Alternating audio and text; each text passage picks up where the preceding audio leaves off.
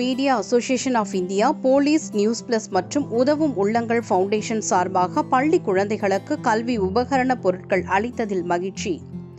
தாய் தந்தையை இழந்த குழந்தைகள், தாயோ அல்லது தந்தையையோ இருவரில் ஒருவரை இழந்த குழந்தைகள் மற்றும் மாற்றுத்திறனாளிகளின் குழந்தைகள் மற்றும் துப்புரவு பணியாளர்களின் குழந்தைகள், ஆட்டோ ஓட்டுநர் மற்றும் கூலி தொழிலாளிகளின் குழந்தைகள் என 200 குழந்தைகளில் முதல் கட்டமாக 50 மாணவ மாணவிகளுக்கு மாலை சிற்றுண்டியாக பிஸ்கெட் மற்றும் ஜூஸ் மற்றும் தண்ணீர் பாட்டில்கள் வழங்கி கல்வி உபகரண பொருட்கள் வழங்கப்பட்டது.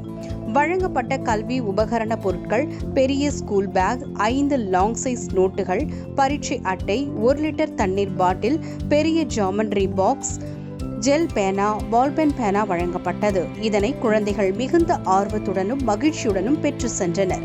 News media association of India சங்கத்தின் தேசிய தலைவர் மற்றும் போலீஸ் நியூஸ் பிளஸ் ஆசிரியர் திரு சார்லஸ் அவர்கள் அறிவுறுத்தலின்படி மாநில வடக்கு மண்டல ஊடக செயலாளர் திரு முகமது மூசா மற்றும் அவரது குழுவினர் இரவு பகல் பாராமல் ஏழைகளுக்காக சிறப்பாக இப்பணியினை செய்து வருகின்றனர்.